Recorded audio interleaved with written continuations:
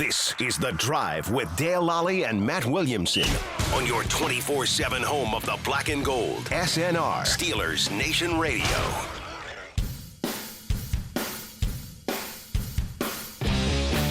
And welcome to The Drive. I am Dale Lolley, and he is Matt Williamson. And it is a beautiful Tuesday. So nice, in fact, Matt. The weather's been unbelievable.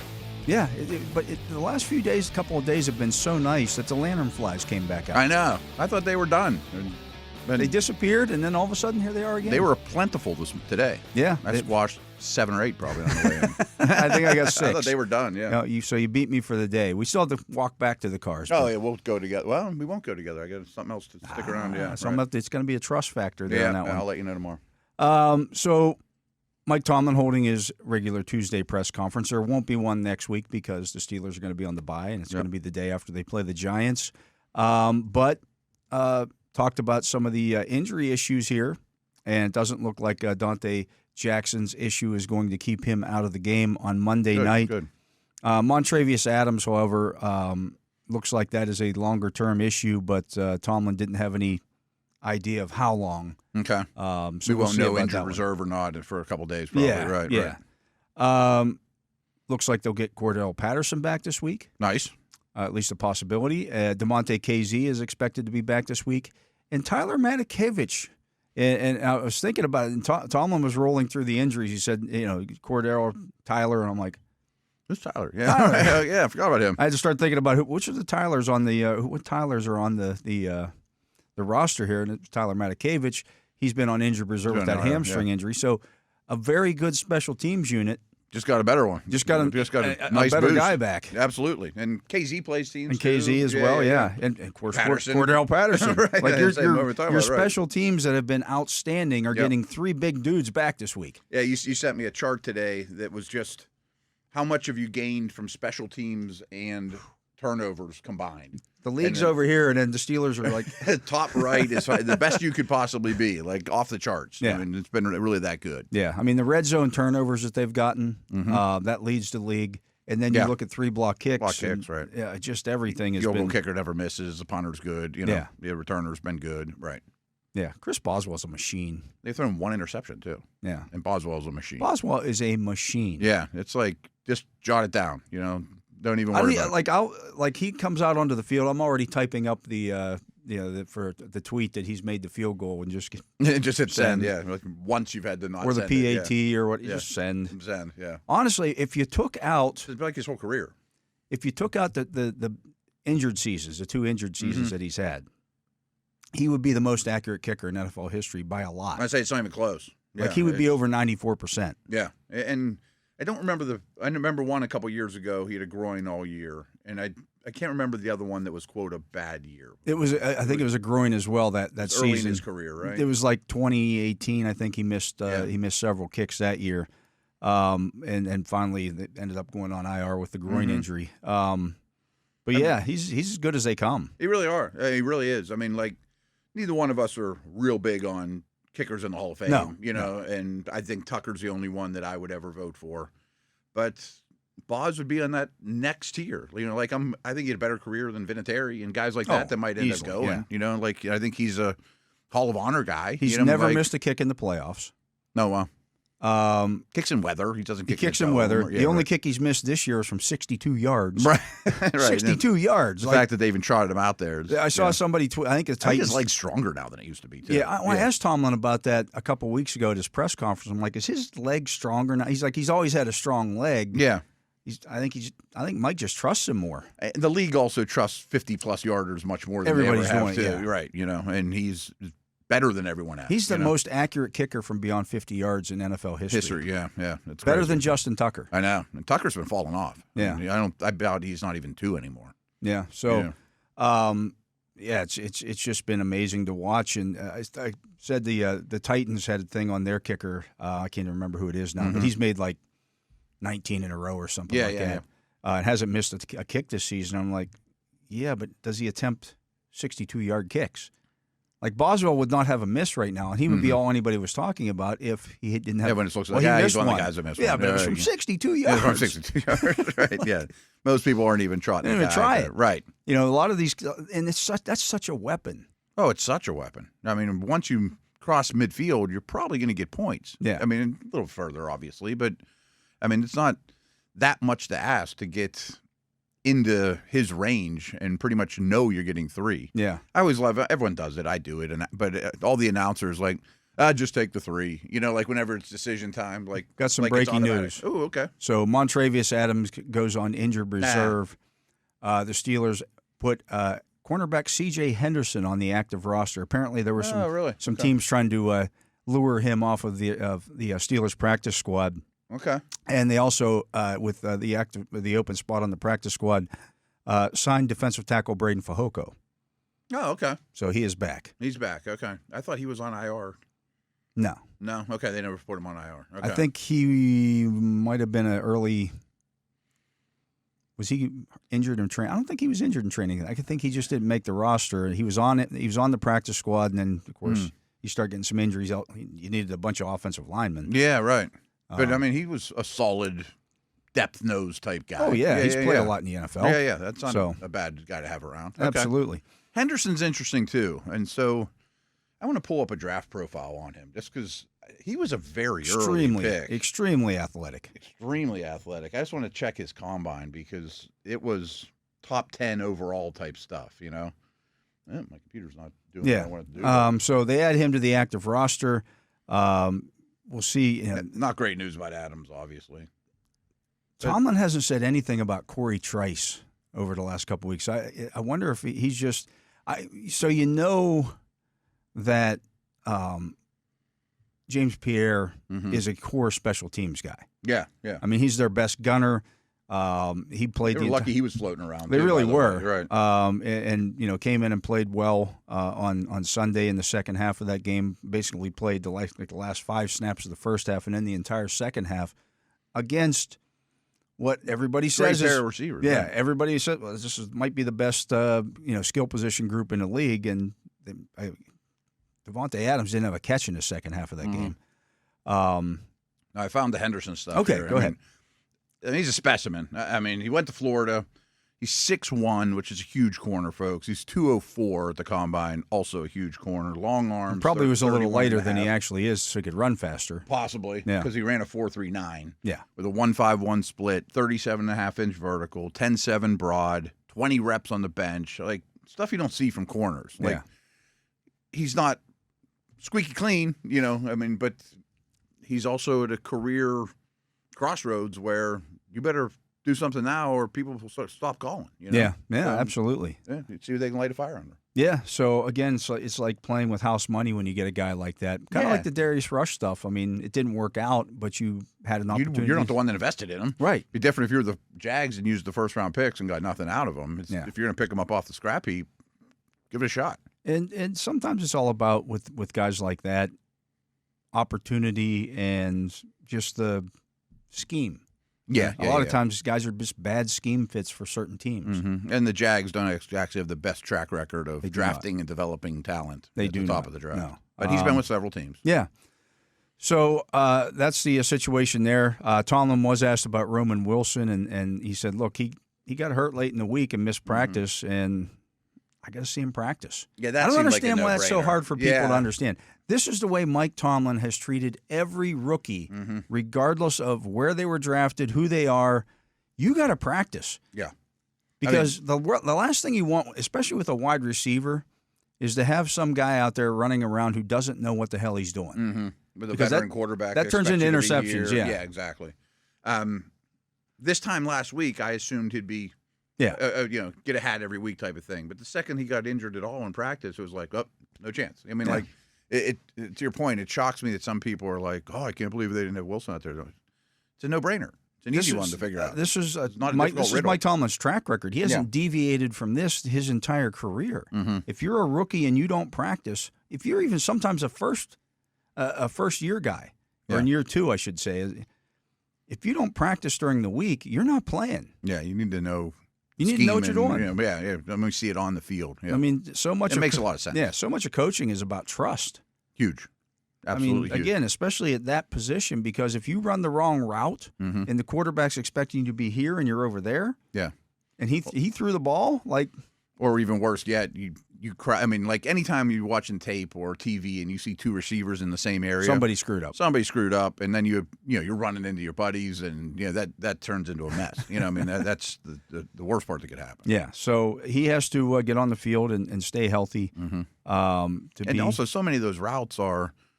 He may not even know where he's breaking until 2 or 3 steps into it. Yeah. Like I'm reading cover 2 here. That's especially for an interior guy. Yeah. If you're an outside the numbers guy, you don't have quite as much leeway for option routes. But if you're the slot guy, a lot of what you do is option routes. Yeah. Reading where the linebackers, where's the safety at? I mean, Wes Welker made a career out of it. Yeah. If I come up on, am I breaking in or am I breaking out? And him and Brady have to be on the same page. Right. Right. Yeah. So that wasn't surprising at all. No. Doesn't sound good for Zach Frazier and Nick Herbig this week, but I would assume both of those guys are back coming out of the bye week.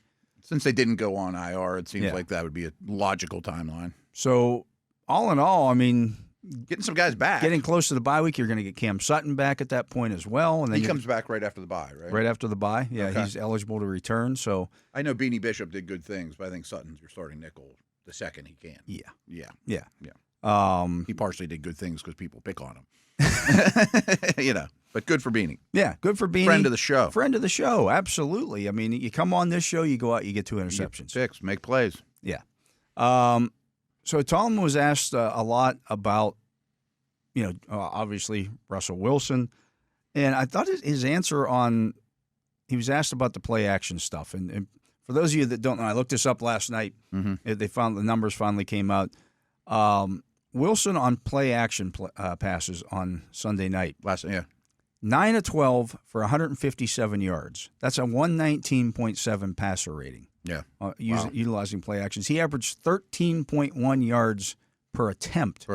On play action. The Steelers had been averaging less than 5 yards per attempt on play action, which is really bad. Really bad. By the league. 13.1 is really good. Really good. Right. I'm saying that couldn't be a bigger discrepancy. And for a team, they're down to third. This time last week, they were second in the usage of play action. Somebody moved a percentage point ahead of them or whatever. But they're at the top of the league. That's a big deal. I mean, think about it. If you gain 8 more yards per attempt. Over half of his yards came on play action, and it wasn't half of his pass attempts. And you had a good point, too. Like, his time to throw was much higher than Rodgers. Yeah. But play action takes time. Yeah, you know what I mean? The play action throws, I think it was like 3.2 seconds before he released the football on those. Yeah. So overall, I think he was at like 3.05 seconds. So when he didn't use play action, I think he was like 2.8. And there's always going to be 3 or 4 plays where you run around off script and it ends up being a 4-second one, and screws it up. And there was some of that, especially early in the game, where he was, he was getting pressured. And that was the other thing Tomlin said. He said not only did Russell Wilson warm up to the game as he got on because he was shaking off the rust, he said, but the offensive line was kind of warming up to things because you had a new center in there. And once they kind of settled in, you didn't see as much pressure on Wilson in the second half of that game. I've said this 1,000 times. I have a big theory in the betting world. Bet on teams that back up centers. I mean, they're just the glue. They're do so much, let alone with new quarterback. And it seems like a weird, small thing, but getting used to his cadence. Yeah. I mean, what that kind of thing. Little things like that. The first time playing with a new quarterback. I mean, that's like pitcher-catcher relationship. Somebody on the video, and kudos, I can't remember the name, but somebody in the comments on the video this week mentioned that no pre-snap penalties for the Steelers in that game on Sunday with Russell Wilson in there at quarterback. And that had been an issue. And a young group overall. I mean, they had a bunch of pre-snap penalties over the first, Now, granted, they were at home. Sure. That helps too. Oh, yeah. But, just, again, the quarterback getting everybody ready, getting everybody on the same page. Hey, guys, we're going on 3. Everybody got that? Yeah, don't be moving and right. Especially when you think about that final drive where Russell Wilson was running the clock down to like 2 seconds on every snap. It was like a 13-play drive to close out the game. I mean, they were building, and they were getting up to the line of scrimmage with like 12 or 13 seconds left. And then you got to hold that position. Yeah. Which isn't easy either. Those big guys don't like on either side of the ball don't love sitting there in their stance. The big thing we talked about last week, or all along, is in the Fields versus Wilson great debate. And this isn't a knock on Fields, but there were more procedural issues. Yeah. You know what I mean? Just nothing was as clean as it was in this game. It's just a veteran thing. It goes a long way. And again, how much of that was being? I mean, they only played 2 home games before Sunday night's game. So was that some of that as well? I mean, one of the big things about playing on the road, and even though the Steelers have taken over some of these stadiums, you still got the home crowd is still there, and they're still yelling and making it's still loud on offense. The problem is it becomes the crowds are just cheering the entire game. There's no one or there's the crowd other. noise the whole constant, time. Yeah. So you got to deal with that. But yeah, I mean, the offense was clean in that regard, and but Tomlin was asked about the play action stuff, and he said sometimes it's not always just him. He said it might be just the Jets, how the Jets chose to play defense. They play a lot of man to man. We lined up in some bunches and did some play action passes, and he brought up the Calvin Austin play as an example where he's running free. Like the plays that really stand out to me are, I think Darnell Washington caught 2 of them where it's play action to one side, like a waggle, left or right. Waggle, half roll out, easy throw to the tight end that kind of leaks out down the sideline. I think they're setting something up. They ran that like 4 times. Yeah, every one of Washington's catches came on that, and don't be like somebody sneaking in behind him there. Like you put all that on tape, and nobody wants their cornerbacks tackling Darnell Washington. That's part of it, right? Yeah, because you got a 280-pound guy out there, and it's hard to get on the ground. Now you sneak especially somebody. because they're a left-right corner team too. Yeah. Well, maybe Sauce was following, but I mean, if you know you're going to get a corner out there and you get him rumbling at you, that's scary stuff. Now you sneak somebody else in behind him and you get the chunk play. We haven't seen a ton of it, and you'd really have to study film to find it anyway. I mean, but that is an Arthur Smith thing. Like a lot of things look alike until they don't. Right? And something else happens. You're like, ooh. I thought this was a boring, stagnant offense, and then the left cross gets you weren't looking for. Yeah, absolutely. But let's get to a break. Right. He is the Matt Williamson. I am Dale Lolley. You're listening to The Drive here on the Steelers Audio Network. And guess what, Matt? There's another veteran receiver who's reportedly on the market, and, well, the Steelers have been mentioned. We'll talk about that when we return right after this. And we are back. I am Dale Lolley. He is the Matt Williamson. And, well, it's a Tuesday. That means there must be trade rumors out there regarding the Steelers and a wide receiver, because why not? Yeah, hey, I'm all ears. So the Athletic reporting today that teams have already talked to the Los Angeles Rams about the availability or potential availability of Cooper Kupp, and they're being told that we'll do it for a second-round pick, and we'll even pick up some of the salary. Okay. Doesn't shock me at all. It's a point of Rams building time where they want all the picks. It's different than back in the day when they went almost 10 years trying to move in a first-round pick. Now they're gathering them all up and build a whole defense on draft picks, and they're not winning. But a really bad soon. Defense on draft picks. Yeah, but at least they have a D-line, and step one. It's going to be a long process for them. I definitely think Stafford could be on the move too. I don't know during the season, but I can't imagine him being the long-term answer there. I would think they'd be in the market to draft one. So it doesn't leave Kupp with a real great spot with the Rams. No, he's 31 years old, and at this point, he's signed through 2026 actually, and the price. The salaries aren't bad. I looked at it; it isn't that bad. You're looking at $15 million this year, so you'd still owe him about $9 million. But if the Rams are willing to pick up some of that, that's doable.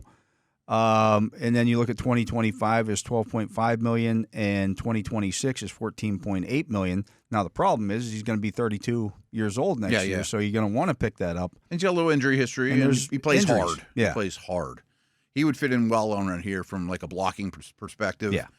Like, to be flat out honest, as soon as the Steelers played the Rams last year, they started stealing some Ram stuff with Allen Robinson being the Cooper Kupp wham blocker and things like that. And they would obviously, it's a new staff here now, but he can do those things for you. He'll do fullback things, which is crazy for a receiver. They're using Van Jefferson kind of in that role this year a little bit to do some of that stuff. Yeah.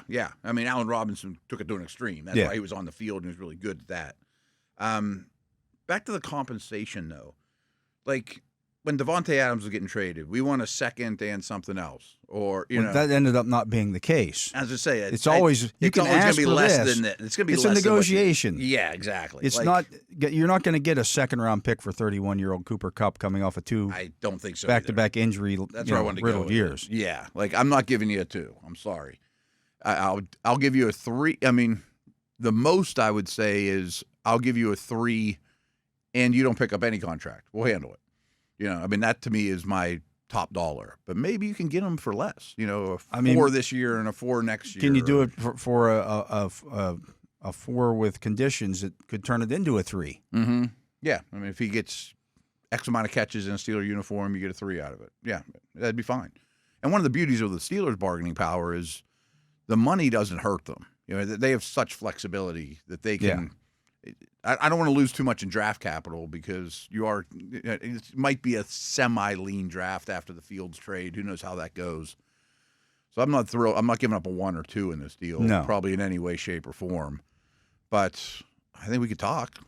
And you also have to see him play. Right. That's the other part of this right now because he hasn't played. He could.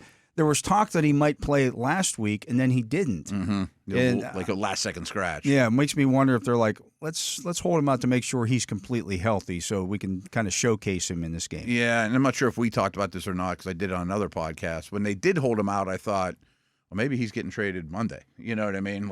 But Team X, whether it's the Steelers or not, sure would like to see him run around. Yeah, I think they play Thursday night this week. Oh, do they? I don't know. I believe so. We haven't looked at the schedule. We'll do that when we do the fantasy football focus. But I think they're the Thursday night game. That rings a bell, just commercials. Next Thursday night. Yeah. So you might get to see him and then say, oh, he looks like he's good. And get him here Friday or Saturday and play 2 games back-to-back. No, I'd be very interested. And at his age, and he's not a cheap contract, you're not going to give the world for him. No. And the Rams aren't going to get the world for him. And honestly, at this point, you've got. I wonder if Tampa would want a receiver now. They might be at the point where. Or is it, oh, man, that was too much of a blow and we lost. We're out. Yeah. NFC looks rough. They play the Falcons this week coming up. You lose that one, you're in big trouble. You lose that one, now you've gotten swept by the Falcons. Yeah, But the Falcons lost. The Saints are terrible. Carolina's terrible. I get it. I think we went through it last week. What other teams could want receivers now? After the Cooper deal, after the Adams deal. One got added to it last night. I think one got added to it. Yeah. But 2 got checked off before. I just don't know what their contract situation or what their salary cap situation is. I think it's really tight, to be honest with you. I think they're up against it next year from what just off the top of my head. But it sounds like Godwin's out for the year. Yeah.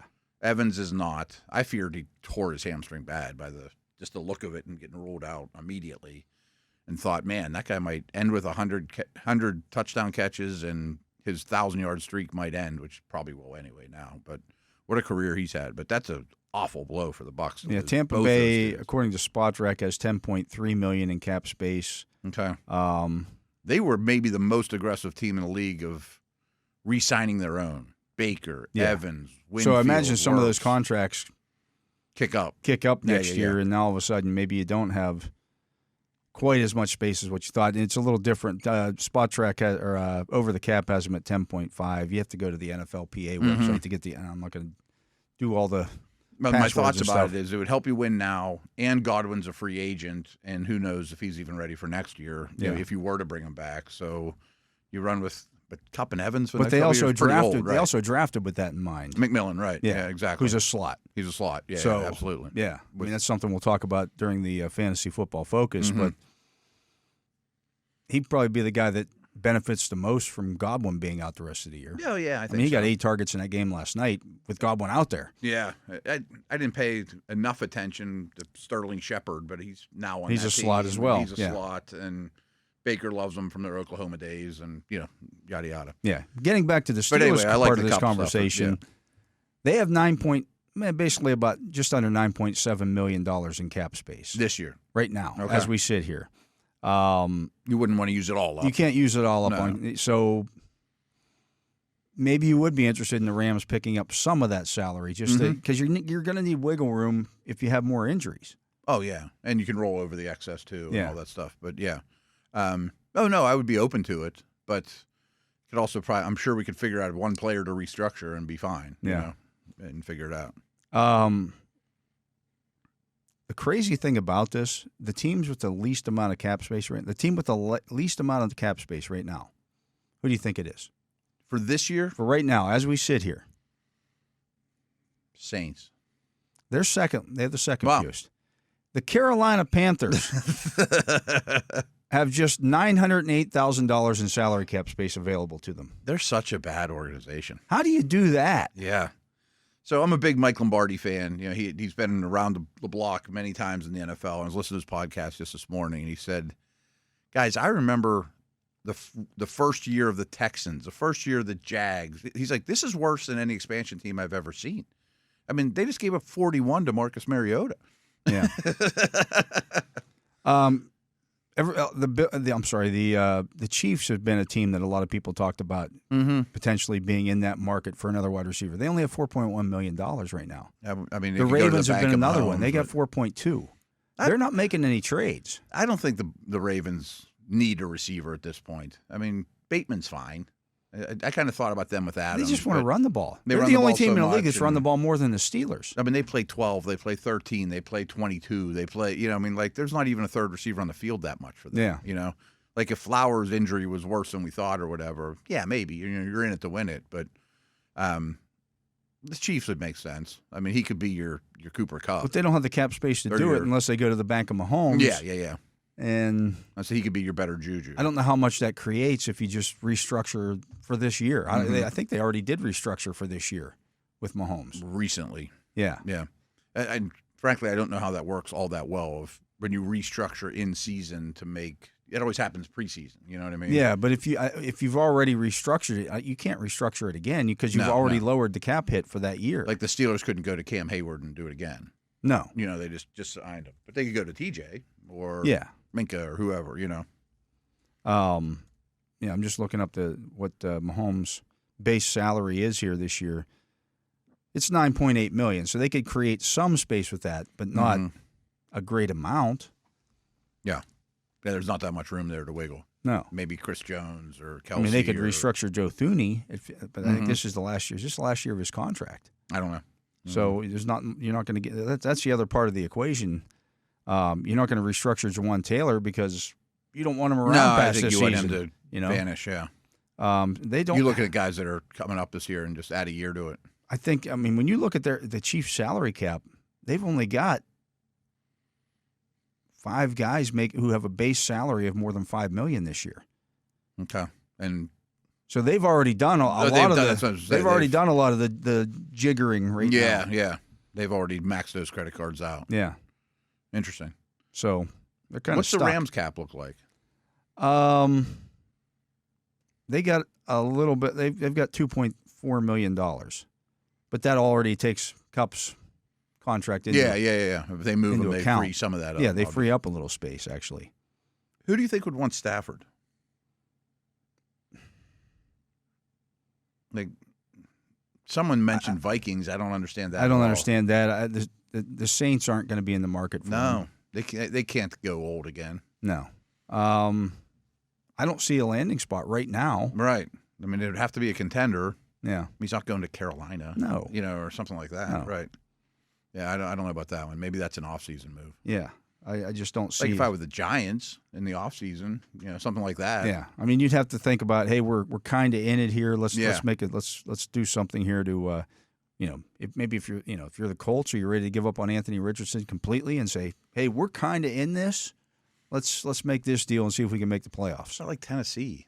I mean, he's not going to go to the garbage teams now, though. I mean, I'm sure he has some power in that. Yeah. I mean, heck, in the offseason, it could be the Steelers.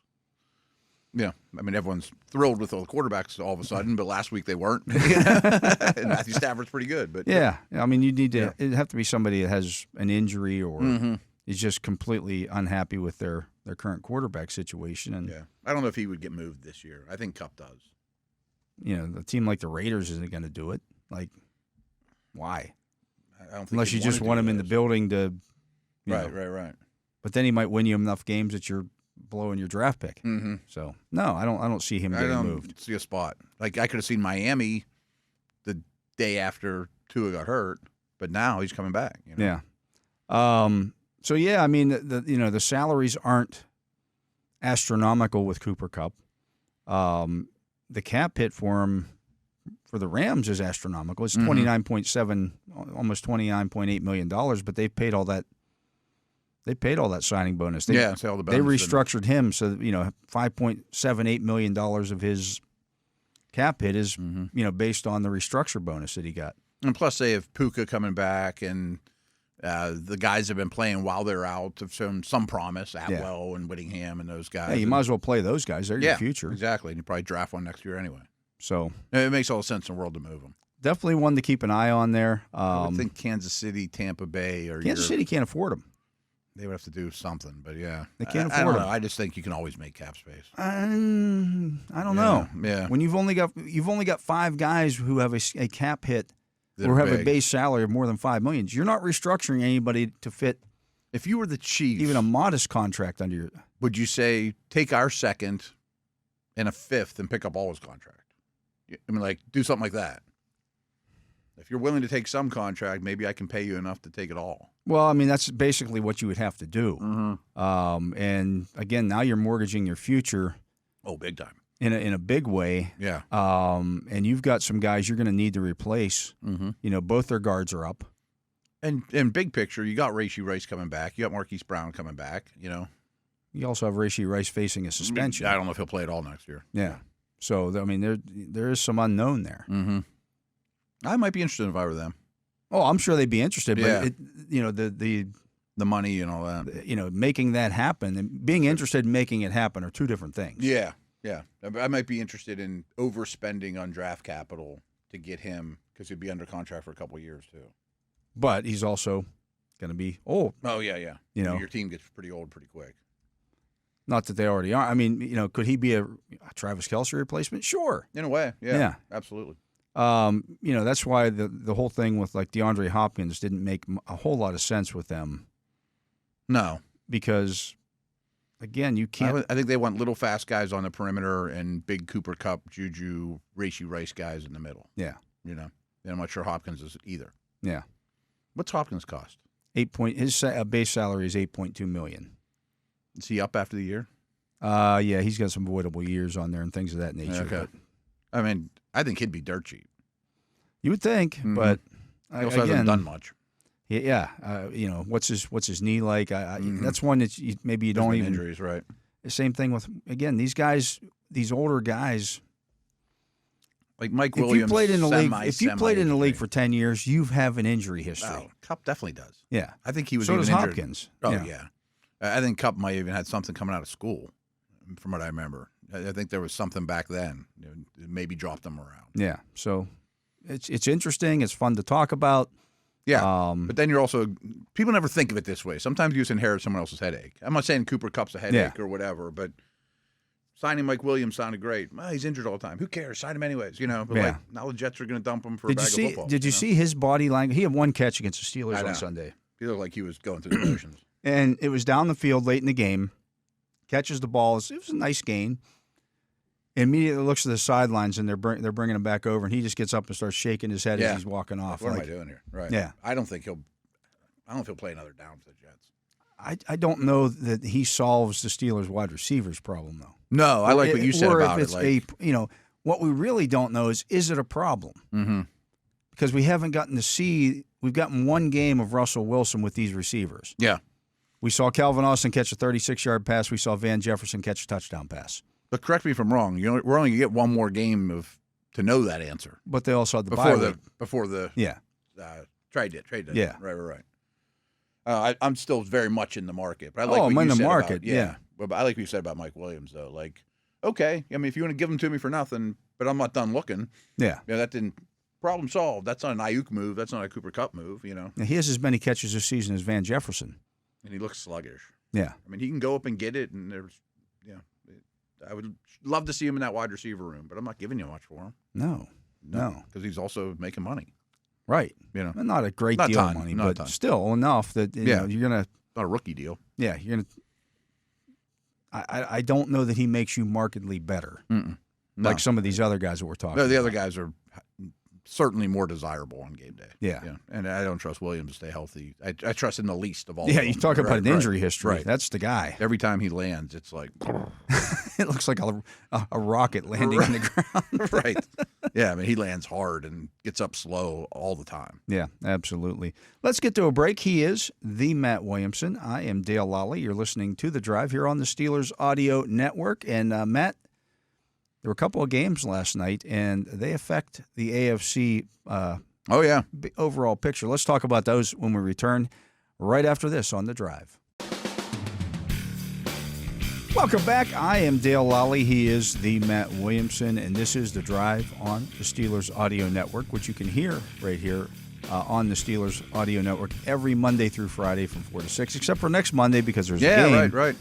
So we won't do a show on Monday. You'll just have to listen to the pregame show and all that good stuff. You can find us. We'll be Plenty doing of stuff going that on, day, yeah. But you can also download the Steelers mobile app and get the show there, or you can watch it on YouTube as well. And leave your comments. We had 90 comments on yesterday's show. Really?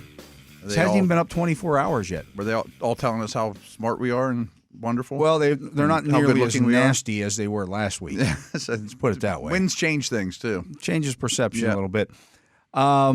Speaking of changing perceptions, we were singing the praises of the Los Angeles Chargers on yesterday's show that they might be a playoff team, blah, blah, blah. And they go out and they lose 17-15 to the Cardinals in what was just a lackluster performance. Yeah, I wasn't real impressed with either team, to be honest with you. I mean, that Cardinals defense has very little talent, as they did last year. But they're well coached and they do weird things and they stop the run. You know, I mean, that was the whole key to me in that game. Is I thought Herbert looked really, really good. But if they're stopping the run, and that's what the Chargers are saying. Right. You're making the Chargers play left-handed. You know, I mean that was enough. Kyler made some big plays. Herbert threw for 349 yards in that game and no touchdowns. No touchdowns. They didn't score a touchdown. So should they be interested in Cooper Kupp? I mean, they definitely should be, but yeah, I don't think that's where they're at in their build. He takes time away from Lab McConkey, though. Mm-hmm. So I like McConkey a lot. Yeah. So probably but they're not. out there throwing to Fehoko a bunch. And, I mean, they need an outside. They need Mike Williams. Yeah. They need an outside the numbers guy that can threaten the defense. Yeah, win downfield. You got to get them. You got to get defenses out of the box because J.K. Dobbins. It's no secret what the Chargers. No, they want to try to bludgeon you. Yeah. So they're now 3-3. Yes. The Ravens beat the Buccaneers 41-31. And you look at that game and you say, well, Baker Mayfield, he was 31 of 45 for 370 yards and 3 touchdowns. This is the difference between reality and fantasy football. Right. He threw 2 horrendous interceptions, including one basically at the goal line that he threw right to Marlon Humphrey. I clearly cost some points. I said, Marlon Humphrey must be out there in Harry Potter's invisibility cloak because he threw 2 right to him. Didn't even see him, right. Didn't see him. You know, just, there's Marlon Humphrey. All you see is the head. Yeah. Who actually got injured in that game, too, by the way. He did, yeah. The Ravens' offense is a handful. Yes. That being said, the Buccaneers were up 10-0 in this game. They came out storming. Yeah. I was sitting there watching my son. I'm like, I think the Ravens are going to lose this. They're in trouble. They're in trouble. They were on the ropes, and then all they're talking about is Henry is one touch, and 10 minutes in, 20 minutes in, whatever. Then he got some touches, and does what he 15 does. carries for 169 yards. Also caught a touchdown pass. Lamar threw 5 touchdown passes overall. Did you see that? He's not. Justin Miller he got Derrick Henry'd just like fantasy, I did a couple of weeks ago. The worst feeling when it's like Monday night and you're like, oh, they have Mahomes or they have Henry. Yeah. Like, I'm driving back from Indianapolis after that game, listening to Derrick Henry beat my fantasy team. Like first play of the game against the first play of the against game the Bills. Yeah, like 80 yards all right, or whatever. I'm up 27 points here. Now I'm up 7 points. Yeah. One play because 59 minutes nobody expected Derrick Henry to get the ball in the opening first play of the game. But the Ravens' pass defense is an issue. It is an issue, and they do let people back in games. There've been 2 onside, right? 2 Okay, 2 onside kicks this season that have been successfully recovered, and they've both come against Baltimore. Yeah, I haven't looked, but I wonder, like DVOA, PFF, whatever, where are they in special teams? Not where they usually are. They're always top 5. They're not this year. They're like Tucker's 19. not that guy anymore, Yeah. and if they're doing that kind of thing, it just makes me wonder.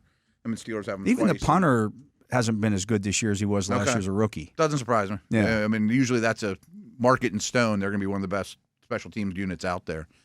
That being said, and we'll talk when power rankings pop up, I think they're really good. It's a really difficult offense to play against. Yeah, it really is. If you can't stop the run.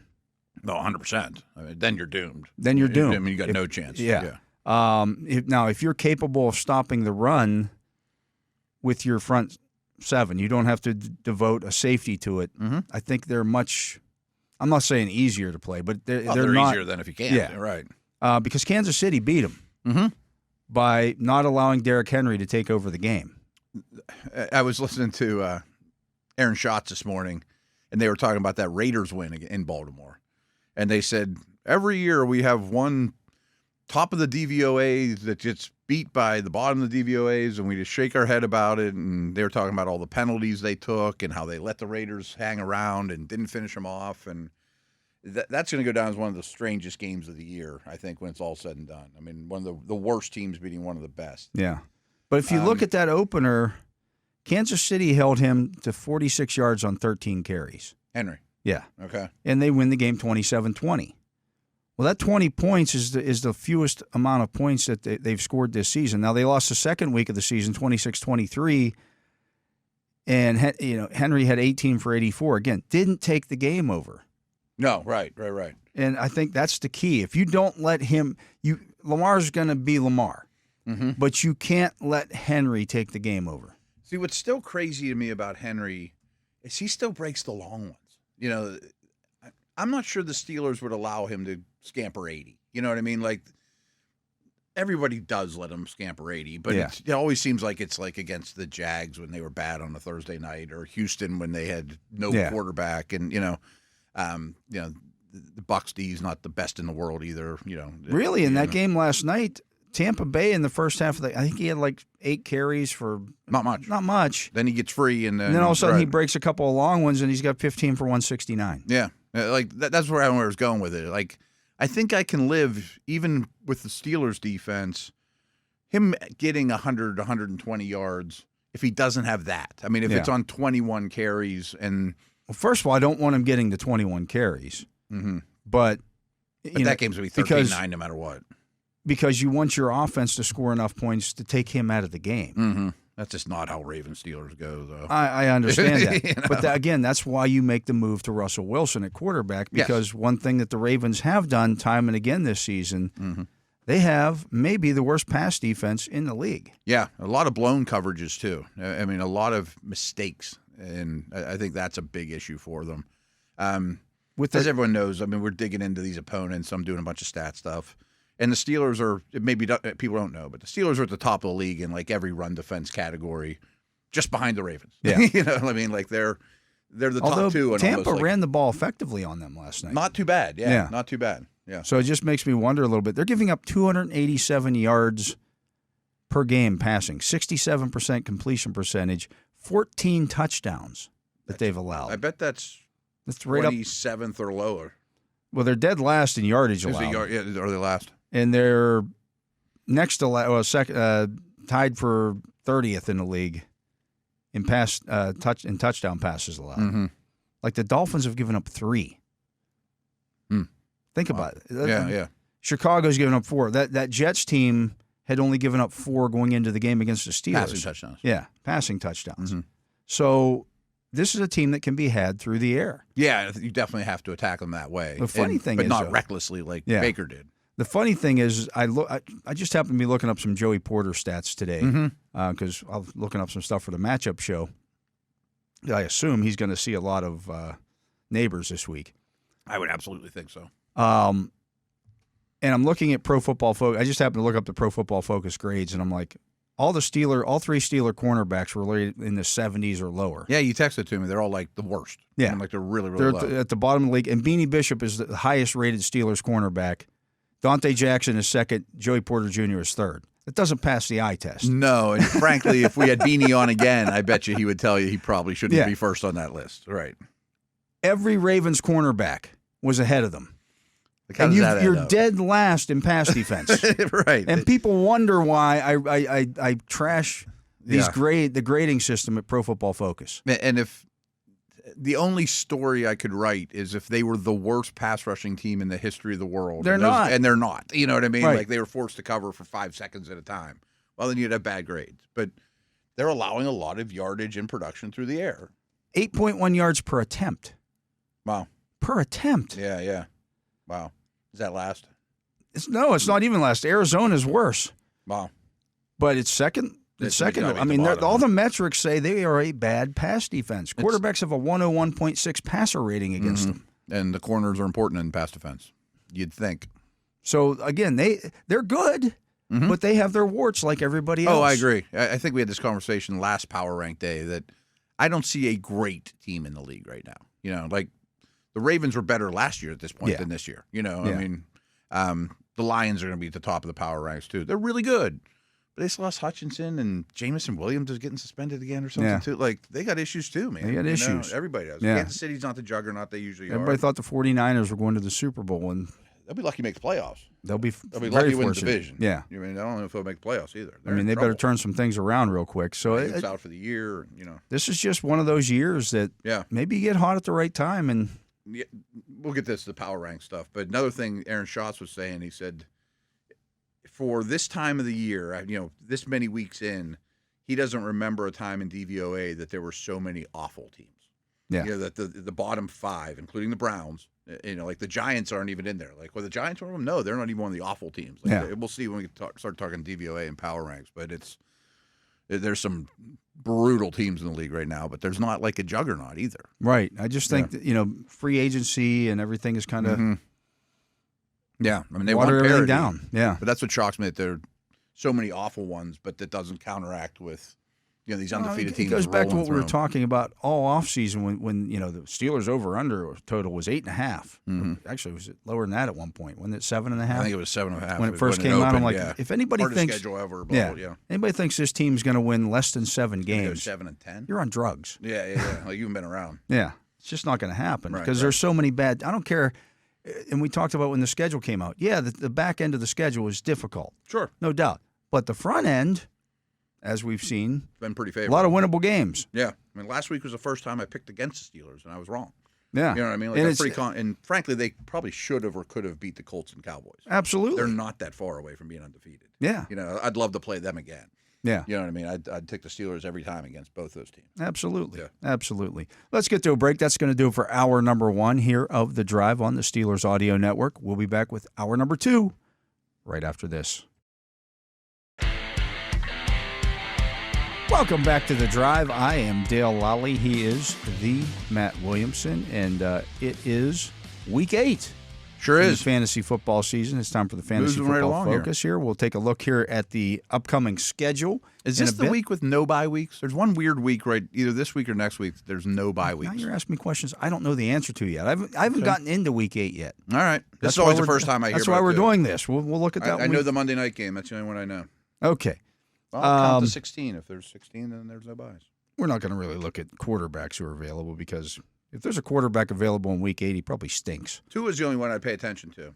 Yeah. And Drake May could still be out there, but he's probably scooped up by now, too. It's so, like, most leagues are like 12 teams, unless you're in a super flex. Yeah. You're not really hurting for quarterbacks. Probably not. that much. Probably not, right. Although I did pick up Tua last week. Then again, there was only one 300-yard passer this past week, so there's that. So I had Richardson and Fields, so I picked up Tua. Yeah. Thinking In that Russell. situation, you have to. Yeah. You know, but, you know, are you going to be ready to move on from Mahomes? Probably not for where you drafted him. It, right. Yeah, you got to live with it. Yep. You know, what we always talk about, don't draft quarterbacks early. Mm-hmm. You know, I think I got Jordan Love in our league 7th or 8th round, something like that. Actually, come to think of it, in our league, I only have Jaden Daniels.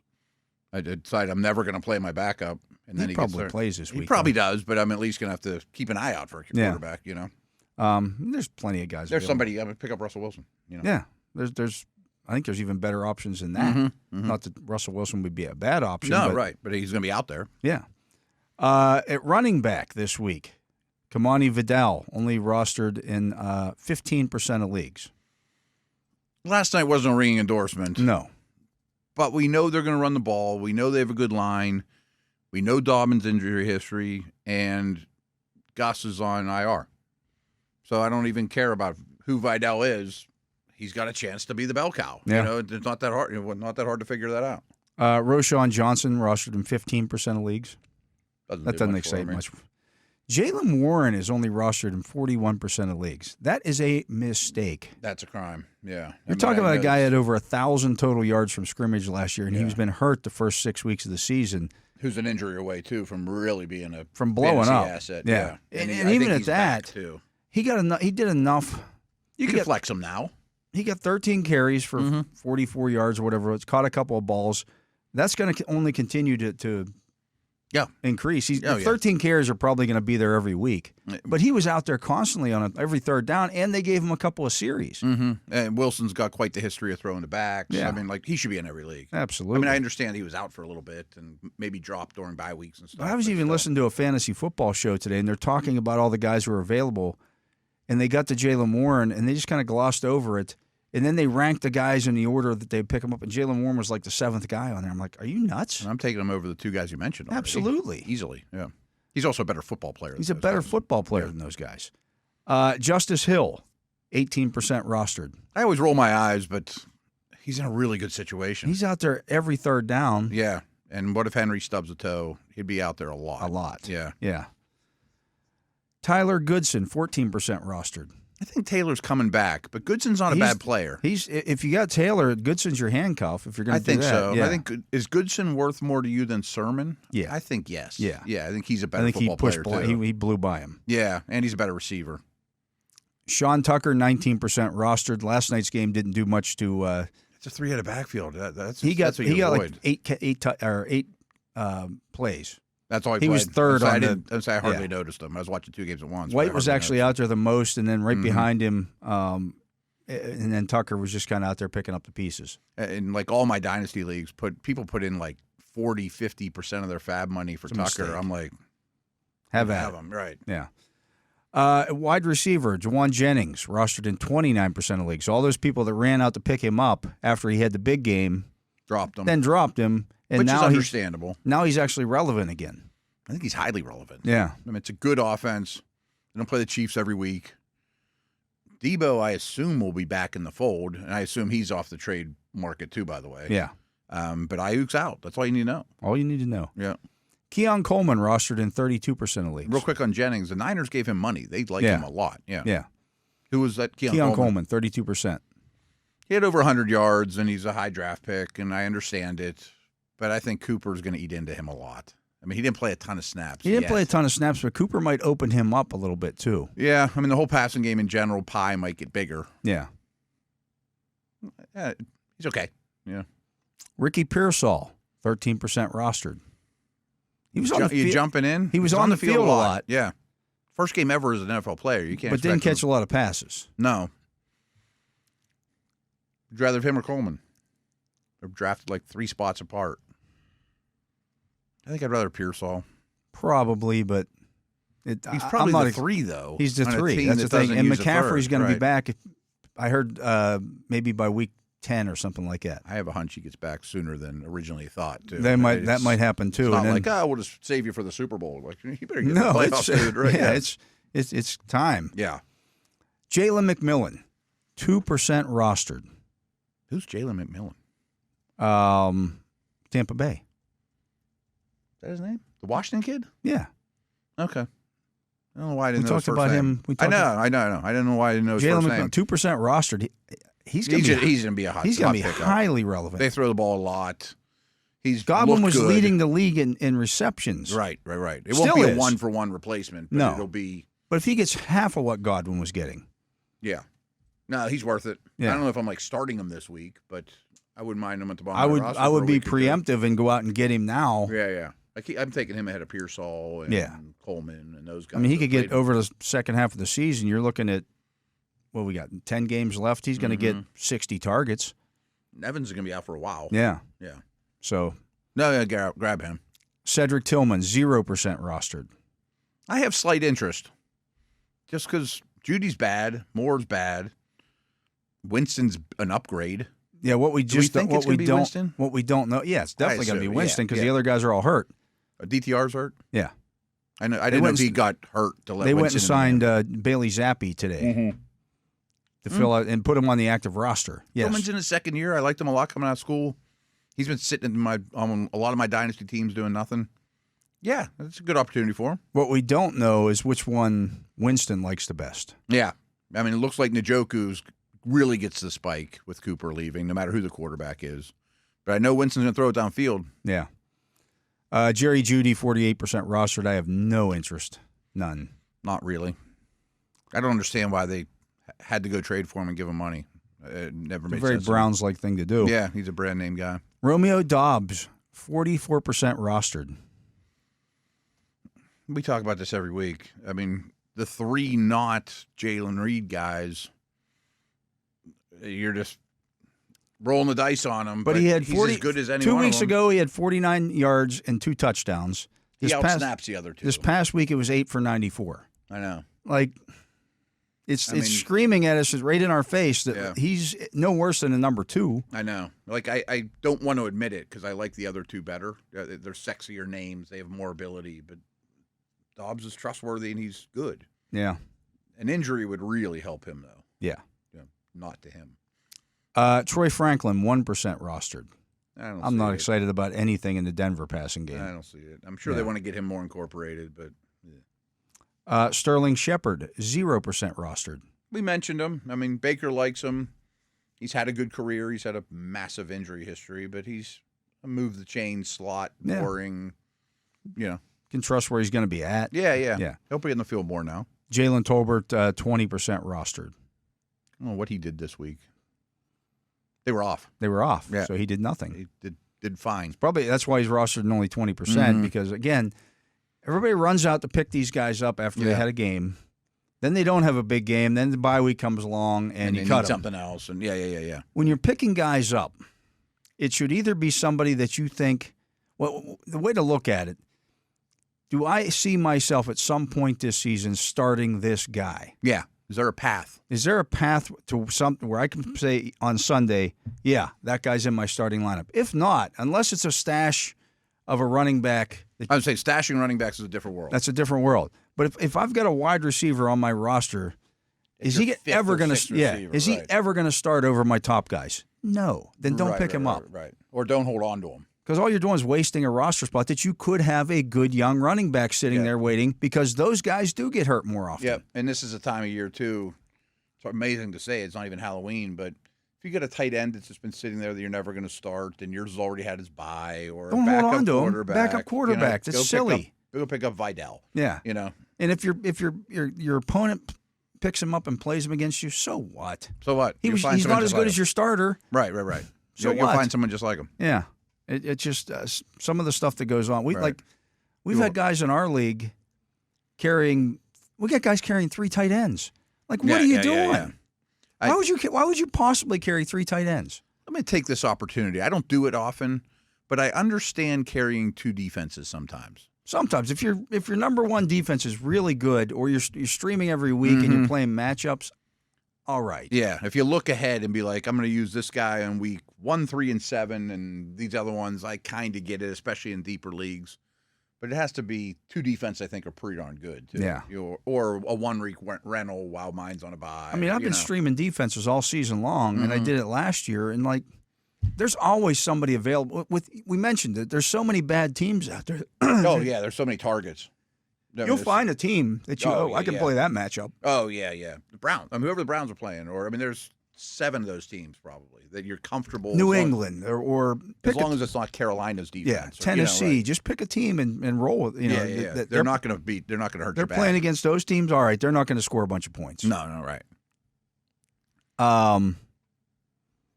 Trying to find tight ends here. Where are we at? Because there are some interesting tight ends. Cade Otton is only rostered in 38% of leagues. Now, assuming Baker Mayfield doesn't get him killed, because he was apparently trying to do that last night, threw him about 17 hospital balls. He might benefit more than anybody. No doubt. I mean, Baker was looking his way before the injuries happened. Yeah, and he's not a bad player. He's an ascending tight ends. Tight ends don't burst on the scene in the NFL in year 1. Might have been a Ravens-specific thing a little bit. Maybe, but it might have to be a Buck-specific thing going forward. Correct. That's all you got. And they got Atlanta, Kansas City, San Francisco in the next 3 games. Yuck. Ooh, okay. Yuck. He should probably be in every league, though. Now, Yeah, but he's going to catch balls. Hunter But Henry. he also could be the example of what I said just not to do. Like, I wouldn't back up Brock Bowers with him. No. I mean, if you're if you're Yeah. somebody that's been, I just need 3 for 40, Right. this week. Okay. Dallas Goddard owner. Yeah. Right. Hunter Henry rostered in 31% of leagues. I'm torn on him because he's so boring and he's a definition of a 2 that just clogs your roster. But he's okay. You know what I mean? Like, he catches touchdowns and their receivers aren't much competition. In the 2 games with Drake May at quarterback, it's been 5.5 receptions and 66.5 yards receiving. That's good for today's In tight end today's economy. tight end, yeah. Yeah, right. It's not bad. Yeah, it's not bad. He'll end up with 8 touchdowns maybe, or, Yeah, certainly better than Colby Parkinson, who's rostered in 23% of leagues. Yeah. Yuck. My Goddard team, I had to pick up Parkinson. That was the best thing out there. Noah Fant rostered in 30% of leagues. He had a good game, but he's a tease. Yeah. Zach Ertz is still only rostered in 30% of leagues. Great offense, and he'll continue to catch touchdowns. Yeah. The sneaky one's Taysom Hill. He's been Yeah. dropped everywhere. Yeah. He's going to throw and run. But their offense is It's horrendous. horrendous. But he might run for touchdowns. He might. Johnny Smith, 4% roster. You were a fan Sort of. before the season started. Yeah, I mean, I think Tua coming back is going to be Potentially takes him back away.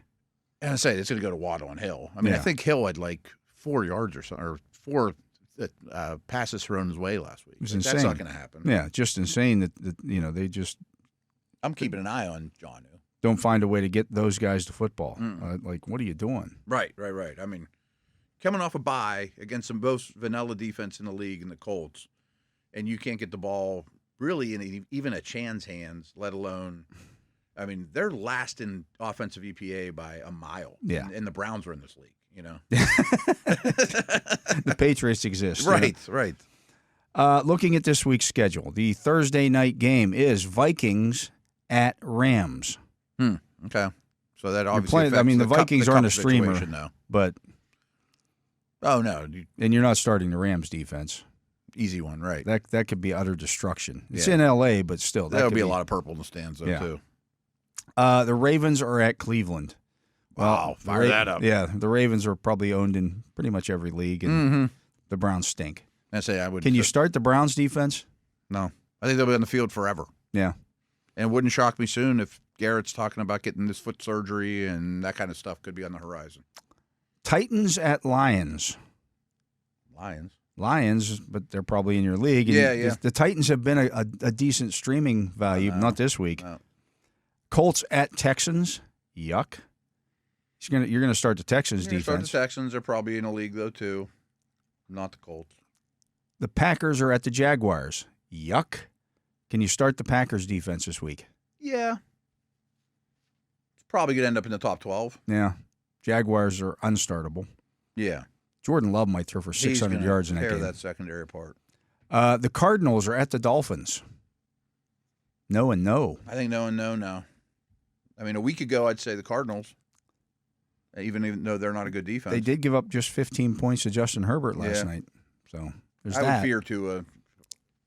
First little game bit. back might be a little rusty. I know. Jets at Patriots. Well, you're firing up the Jets defense despite its issues.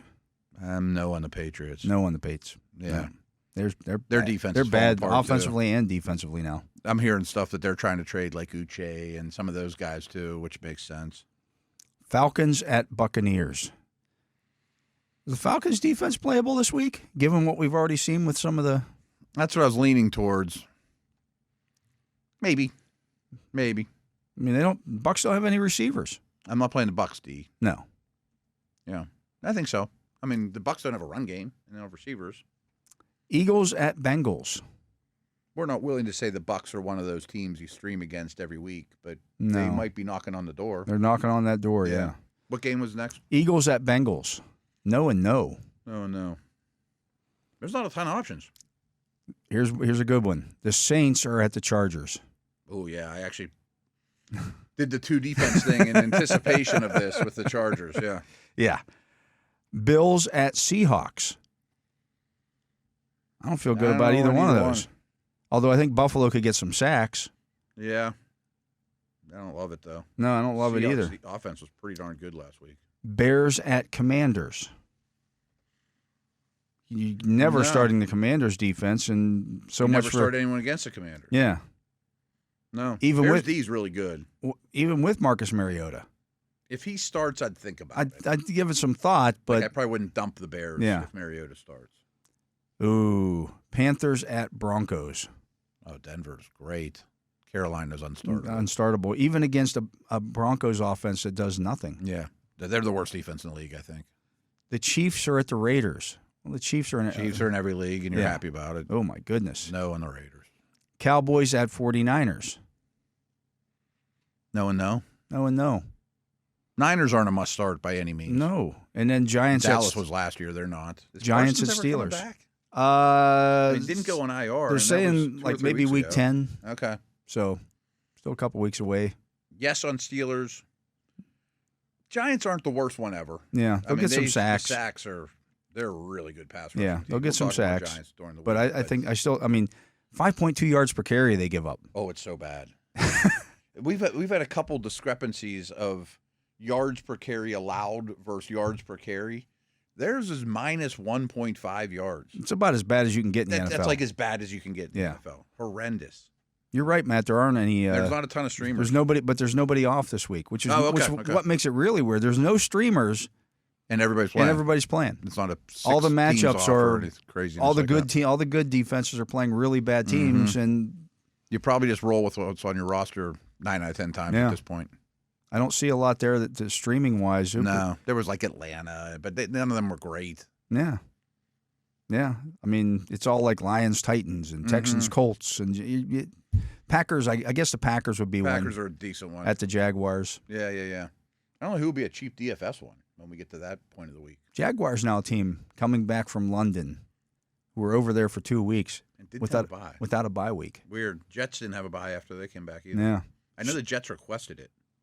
I don't know why. The Jaguars might just want to do that every year. I don't know. Maybe they figure since they stay over there for 2 weeks that the guys are okay with it. But they're used to it. I don't know. Strange. You got to think that affects your, especially when you've been over there for more than a week. Yeah. I mean, you're really accustomed. You got used to the time zone, unless they figure out some way that hey, we're just going to stay on East Coast time here. We're going to practice at 7:00 in the morning and do all that kind of stuff. Go to bed at 3 a.m. or something, or 3 p.m. or whatever, something crazy, right? Yeah, that's weird. That is weird. But that's this week's slate of games. There's some good games, but there's not a lot of great streamer defenses. No, not at all. Not at all. And the Steelers get to finish off the week with the Giants at Acrisure Stadium on Monday night. Yeah, it's going to be fun. Yeah, should be color rush uniforms this week. Oh, is it really? Yeah, how about that? So I do that like biggest moment in series history. There's like none. Like Cowboys and Raiders and all the history of these old teams have been super successful. I couldn't come up with very many Giant-Steeler games that were good. I just picked the most recent one. Go back to 2004, the first matchup between Eli and Ben. It might have been what I did. I'm trying to think. I did it like a week ago. Yeah, I think I might have done that, or I did a recent one. But there was also the game at Acrisure Stadium when James Harrison snapped the ball. He filled in as the long snapper and snapped it over the head of. I did a search for best game in Steelers Giants history, and not much popped up. There was also the game with the Hurricane game where the Steelers had to fly in the morning of the game. I remember that was in 2011. Yeah. I should just leave that part blank. They also played. They also played there during COVID with nobody at the Meadowlands, which is just ridiculous. Oh, that's your job from now on. When I file it and you edit it, you got to ask me. Blank now. You just got to ask. There was all. Between you that and was Ben's, the Jets, but between you and Ben, do you guys remember every game? I'm just thinking of ones I've been to. Well, I know, right. My mind doesn't remember games like that. It's weird. Tim and I always have this conversation. I'll be like, "Remember the play back in '89?" I'm like, "No." I erased that from the memory bank so I can look ahead. I'll bet Wolf can give you some memorable matchups against Lawrence Taylor and probably. Yeah. They're pretty decent squads, yeah. Anyways, let's get to a break. I didn't pick a good one. He is Matt Williamson. I am Dale Lolley. No, I'm not going to do that. I got to rewrite all your stuff anyways. What's the difference? Let's get to a break. He's Matt Williamson. I am Dale Lolley. You're listening to The Drive here on the Steelers Audio Network. That's going to do it for the Fantasy Football Focus. When we come back, it is Power Rankings Day. Yay. Let's see where the league is at. High. Yeah, absolutely. We'll do that right after this. And we are back. I am Dale Lolley. He is the Matt Williamson. It is Power Rankings time, and as usual, we use the Eric Edholm's rankings on NFL.com, and should be a little bit of movement this week. Yeah, I mentioned Aaron Schatz talking about the terrible teams. He said there's 5 that are like historically bad. Yeah, and I wonder if they're the same 5. Yeah, the Giants aren't one of them. So at 1-6, the Carolina Panthers holding steady at 32. Yeah, I think they're starting to separate from the pack even. Yeah. I mean, they were really bad last week. Man. I mean, against a backup quarterback to boot. And, maybe put Bryce Young back in. I mean, it's what's about time. Hurt? Yeah. Right. At 31, Trade Dalton. The 1-6 New England Patriots. The Patriots will be next. Yeah, holding steady. I think they have the number 1 pick right now if it were ends today. You know. At 30, holding steady, the 1-6 Cleveland Browns. I think they're better now than they were a week ago, though. Even without Amari. I think Watson's that bad. He was actually playing well. He actually was before he got hurt. I think that's an underreported aspect of this. They got Nick Chubb back. He didn't look great. No. And I don't know that he's at any point this season going to be 25 carry Nick Chubb. I would kind of hope not for his sake, too. Yeah. I mean, maybe next year he is. Wherever he's at next year, because it won't be in Cleveland. I mean, I didn't say that to be like, oh no, the Browns are on the Steelers roster or scheduled twice now. They can't handle it. They might be making vacation plans by then. Yeah, they could be fire sailing. Within the next 2 weeks, they could look completely different. Mm-hmm. Because they go, who they play this week? Baltimore. So they're going to be 1-7. Yes, they are. And at that point, you just got to say, hey, guys, it's who can we trade here before the deadline? Could Chubb be one of them? I sent you this the other night. What they traded in draft capital. What they turned into. What those picks turned into. It's insane. Yeah. The 3 first, just the first round draft picks. Do you picks. still have it handy? I'm looking it up here now. I was going to look at our text history. I'm sure it's that's what I'm doing. Okay, here it is. The 3 first-round draft picks the Browns sent to Houston for Deshaun Watson were used to pick Jordan Davis. They all got traded. Yeah, all the picks got traded. Jordan Davis, Jahmyr Gibbs, and Brian Thomas. Yeah. You think the Browns couldn't use those 3 guys right now? Davis is so-so, but those other 2 are stars. He would start for the Browns on their defensive line. Useful. Yeah. I mean, every team would want him. Yeah. I mean, wow. And that doesn't even include the later picks that they gave up. Right, and the money and everything else. The cap space and all that stuff. At 29, down 1 spot, the Tennessee Titans. They're getting there. Yeah. They're pretty bad. At 28, down a spot, the Las Vegas Raiders at 2-5. Titans are better than the Raiders, but they're back on Gardner Minshew now because Aiden O'Connell broke his thumb. Mm-hmm. Yeah, so you don't even get to see him and develop him a little bit. Not that anyone thought the quarterback of the future was on the roster. At 27, up 2 spots, the Jaguars. After beating, I think that's fair. The Patriots. I do think those 5 are pretty much clearly the worst. And the Jags are better than them. At 26, down 3 spots, the New York Giants. They were awful on Sunday. Yeah. Awful. Really bad. Against a not very good Eagles team. I'm not impressed with the Eagles either, but Barkley's running all over them and not good. Their O-line's so bad now. The Thomas injury destroys them. They can't operate offensively. No, they really can't. At 25, up a spot, coming off a loss, the 2-4 Miami Dolphins. How would you rank them? Would you rank them with Tua or without Tua? Well, he's not back yet. So right. Until he's activated, we don't know when he's. The same thing with Cooper Kupp last week. We thought Cooper Kupp on Friday was going to play on Sunday, which is why we started Matthew Stafford, and didn't happen. Because if it's with Tua, I would have them noticeably higher than this. Without, I'd have them noticeably lower. You know what I mean? Pretty bad. They're really horrific without him. And Tua's a good player. But he's not Joe Montana. No. We act like, Tua, I mean, they're never going to lose again. Yeah, it shouldn't hurt you this bad. It shouldn't make you unwatchable. The distant 30-second offense because Tua Tagovailoa got hurt. Yeah, he's an average NFL quarterback. Right, that's what I'm saying. It's not Mahomes. At 24, down 3 spots, the 2-5 Saints. They'd be lower. They're really bad. As currently constructed, they have nothing. At 23, up 2 spots, the 2-4 Rams. That's fair. That's where they belong. At 22, down 2 spots, the Jets.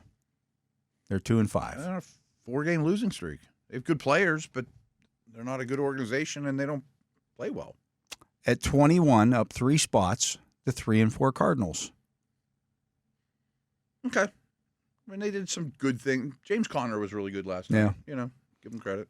At 20, up 2 spots. If I was them, I'd trade James Conner. Yeah. Up 2 spots, the Cincinnati Bengals at 3-4. Are the Bengals better than the Chargers? In Denver? I think the Bengals would lose to the Chargers right now if they played. I think they might lose to Denver, too. Yeah. Just physical, tough teams, right? Yeah, those teams would run the ball against them, and Cincinnati, their defenses are good enough they would give Cincinnati problems. Oh, they'd rush the passer. Yeah. Could get hit. Yeah. At 19, holding steady, the Cowboys. Not great. I bet they end up higher than that when the season's over and, have a winning record, but I don't think they're a contender. At 18, holding steady, the Colts. They're 4-3. Yeah. It's not terrible. I guess they have to stick with Richardson, though. Yeah, I guess. At 17, down 2 spots, the 3-3 Chargers. I'm fine with that. I think I'd still have them over the Cardinals, despite watching last night's game. At 16, down 2 spots, the 3-4 San Francisco 49ers. It's fair. Yeah. I think I'd have them over everyone listed, but as they're currently not constructed, a top it's 10 type of team by any means.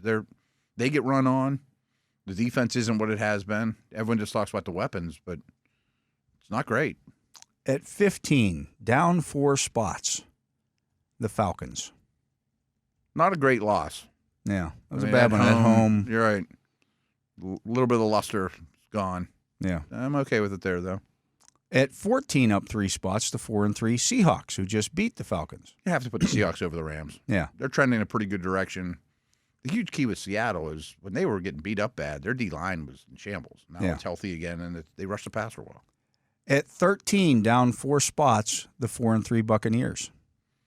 Yeah, but going the wrong way. Like I wouldn't pick them to beat Seattle today or the Niners after the injuries. At 12, up 4 spots, the Broncos.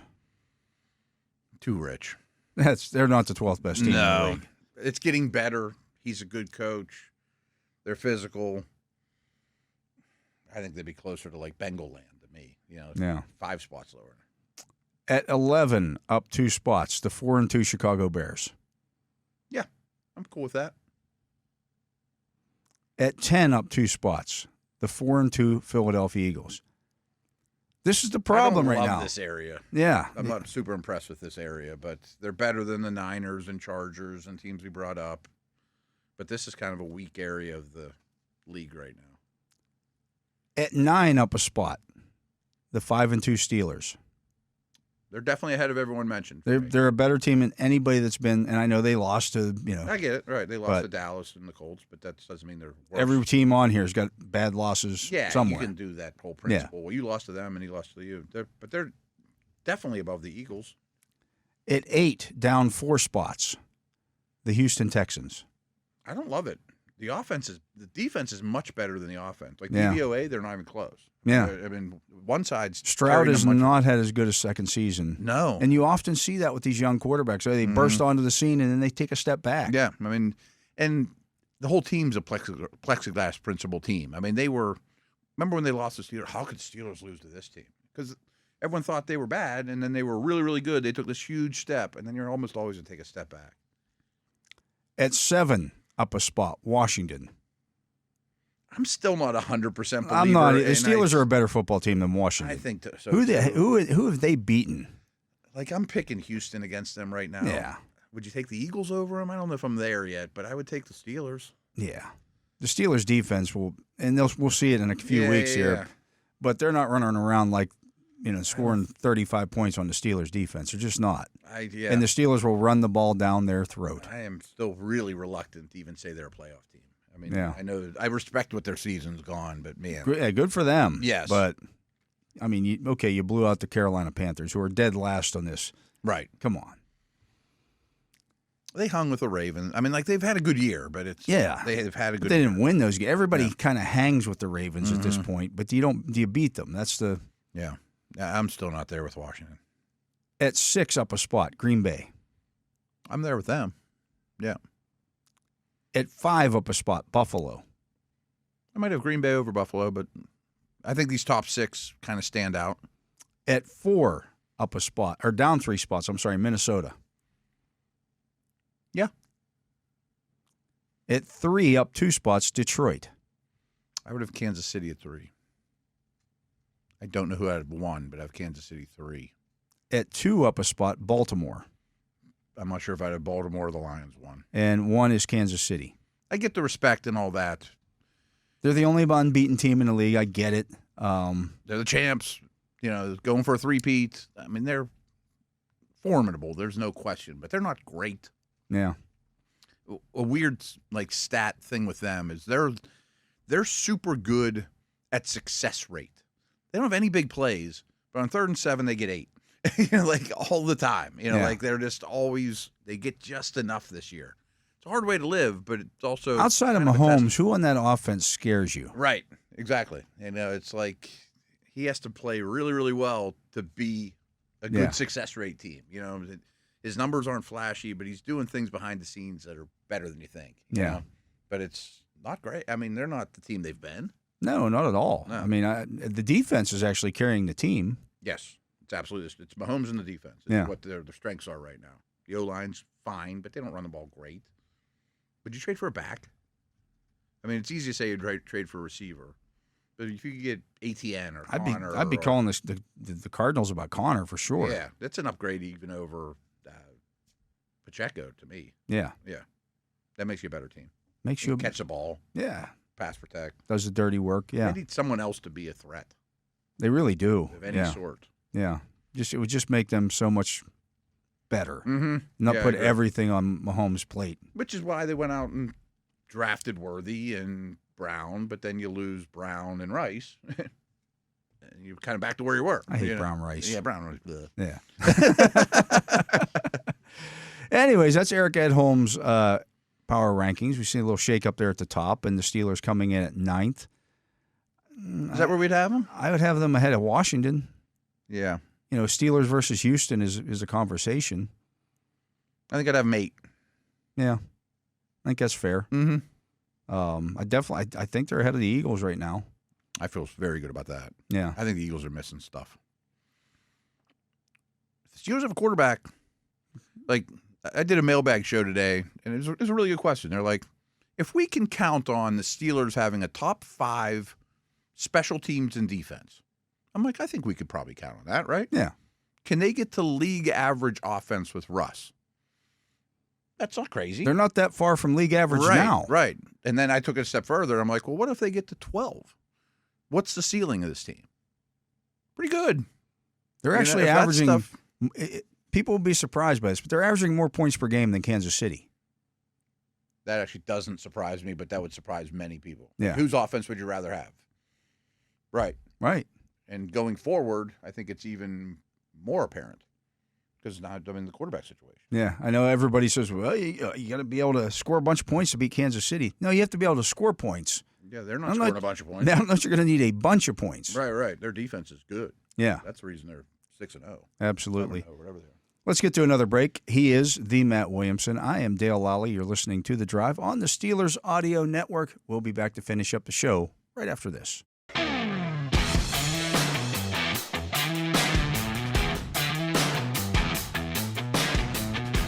Welcome back. I am Dale Lolley. He is the Matt Williamson. And that was an interesting break. Yeah. We're talking about road rage incidents. You guys have some stories, man. I'm not messing with any of you guys on the road. Especially TV over there. I was attacked, man. I didn't do anything wrong. I drove away. So Ben Solak on ESPN, Matt, has some his Week 7 spin. Yeah. I like Ben's work a lot. Yeah. And some things here that he mentions. He said with the Ravens, Lamar is most valuable again this season. I agree. I disagree. Okay. I had a hunch that's where you're going. I think Derrick Henry is more valuable. I think Derrick, we talked about it earlier in the show. I think having Derrick Henry, the threat of Derrick Henry in the backfield, makes Lamar a much more dangerous player. He's playing great. Yes. Don't get me wrong. I think he's playing better than last year, but I also thought last year's MVP bar was lower than most MVPs. You know what I mean? But my point is, if you take Derrick Henry out of the equation, is Lamar having the season that he's having? If it's Joe Average running back. See, I thought we were going to have a different conversation. I thought you were going to say Jared Goff should be the MVP, or Goff should be in the conversation for sure. Been phenomenal. Yeah. Right. He has. I heard this stat the other day. They have more touchdowns in the last 3 weeks than he has incompletions. I heard that too. I mean, holy mackerel! I mean, the ball is not hitting the ground at all, and he's in a really good situation. Yeah. So is Lamar. Yeah. And Henry adds to that massively. I mean, is he the best? I mean, you'd have to really think about it. Is he the best free agent addition to any team? It has to be in the conversation. He's in the conversation for sure. And usually running backs don't matter that much, but he does. I mean, so he makes them that much more difficult to play against. And Lamar's good. Right. Compare him to like Gus Edwards. But they also still have 2 losses. Mm-hmm. And, you talked about it with Mahomes. Yeah, his numbers aren't gaudy, but they're unbeaten. If they end up 15-2, they're going to be hard to deny. He's the beyond the stat sheet numbers. Mm-hmm. Again. Yeah. Third down conversion rate with if you put Lamar if you put Mahomes in Lamar's situation right now, the Ravens don't lose. They don't have a loss. Right. If you put Lamar in the Chiefs situation with all those no receivers, basically, I don't know. It's not the same. He's good. It's not the same, but they'd still be a really good team. They'd be a good team because they have a good defense, right. And But like if you stuck Goff in Kansas City, it wouldn't be as good. No, obviously, But all right, so I'm slightly confused. If you were to vote for the MVP today, are you saying you would vote for Henry? I'd vote for Derrick Henry. Okay. He's on pace to break the all-time rushing record. Yeah, I think he has a strong case, right? I mean, I think he's set to have like 30 touchdowns or something crazy too. I mean, like records, and I get it. Okay, I was just thinking Lamar versus other quarterbacks. Sometimes it's not just. I mean, yes, it's been a quarterback award, but of course, Henry has been. He's been really good. He's been game changing for them. Yeah, I mean, he's definitely the best back. That was a close game last night at the half. Was it 17-10 at the half? Until he goes bonkers. Until he went nuts, and then all of a sudden it's it was over. It's over. It's over, right. It's a strong case. Yeah, I thought we were going to fight about quarterbacks because I don't think any other quarterback has a great case right now. Not really. Yeah. Not really. It's definitely not Burrow. Allen came back to earth. First couple of weeks, I thought it was Allen. Goff was probably the one with the closest. Mm-hmm. And Mahomes will be in it. He'll be in it because he's Mahomes. Yeah. But Derrick Henry's been, to me, the best offensive player in the league this year. If you were to bet now, it might actually be the time to do it, is who will get the award.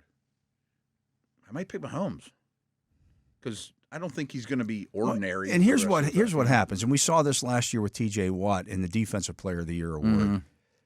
Sometimes the voters don't want to just do the same thing year after year. I'd say Lamar's case is going to have to be stronger than last year's. And thus far it has been. Yes. But he just won it last year, mm-hmm. and are you going to want to give him the award again? Yeah. Maybe not.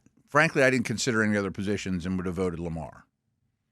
Henry's got a case. If he sets the league rushing record and touchdown record, you have a hard time just saying, "Oh, he's the offensive player of the year." Yeah, and of course Lamar would contribute, but if they lead the league in rushing by 700 yards or something insane too, an average 5.5 yards a carry or something bonkers, and they're 13-4 and hosting playoff games.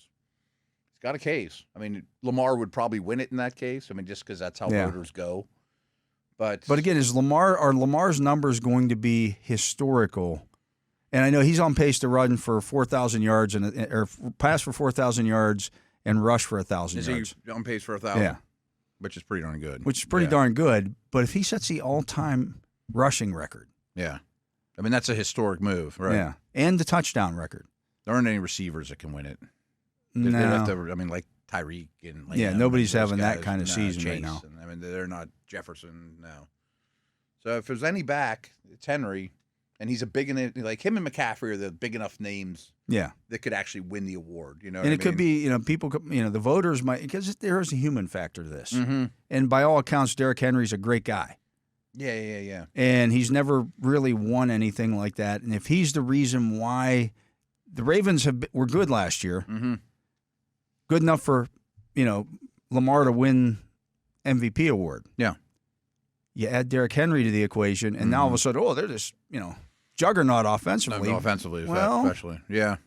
And you mentioned the human element. Like, I think Henry goes to the Hall of Fame. Yeah. But if you look at him compared to other Hall of Famers, it's not that impressive, because Peyton and Emmett and those guys just carried the ball more, played longer. Running backs in this era aren't going to look good, historically great. But I still think he goes because he's one of the best of this era. But if he wins MVP, you kind of start talking about him as like an all-time great. It's the crowning moment for his career. Exactly. And he's 30 years old. Age, and he doesn't look like most backs. Yeah. He's got unique traits to begin with. I'm just saying, not bad. I know people want to give it to the quarterback all the time, but I wonder what the odds are on him. I bet they're long. I bet they're better, much better than the three or four quarterbacks Yeah, absolutely. Any long shot quarterbacks you consider? Like teams that aren't looking great now that maybe I kind of thought about Burrow as a long shot. I mean, these are long shots. Yeah. Like who could have a great second half of the season and their team? loses. Josh Allen's always capable. Yeah, I don't even consider him a long shot anymore. I don't consider Mahomes a long shot. Like with Dak or somebody like that. He was second last year. I'm just saying, I'm really trying to squint. Yeah, Jaden Daniels was getting some push for that, and at this point, rookies are tough too. It's very difficult. If I'm going to give you Rookie of the Year, then that's what you get. He missed a couple of weeks. Brock Bowers might push past him. Yeah, he could. I wouldn't write Neighbors off either. Yeah, he missed a week or two as well, but his numbers were insane before that. Yeah. His next little thing More on here later. New kids potentially on the trading block. Okay. Just throwing some names out there. Myles Garrett is the first guy on there. I totally get it. Like he might after the whole booing incident. Yeah. Of one of his teammates, and he doesn't even get along with Deshaun Watson, from what I hear. No, I hear it's bad. I hear it's bad. Like I heard they got in a fist fight in the locker room. But I don't mean to spread rumors, but you see one of your teammates on the ground, and the home team or the home team crowd is happy about it. Yeah, and that leaves a bad taste in your mouth, and the losing. I just think they're in such a bad shape financially. Like, we didn't talk about it, but Barnwell did an article yesterday about the Saints, the Browns, the Patriots, I forget who else, Carolina, who are in the worst shape big picture. The Browns might be number one. And that same Barnwell article, though, is silly because one of the things that he had in there that was working in the Browns' favor, because he had all those teams, I still have yet to read. Was their cap space. Their cap space, they have none next year. That's a mirage. It's a mirage. And even in the article, he said, well, they're going to have to restructure Deshaun Watson next year to get cap space. Yeah. How does that? He used to kill the Steelers for doing that kind of stuff. Yeah, they have every year. They have tons of cap space that they're going to roll over so they that can just survive. Gets them to zero. Yeah, that just keeps their head above water or at water. Right. Their cap space is a nightmare. It's a nightmare. Their quarterback's $75 million cap hit. I don't care what else you do cap wise. It's horrendous.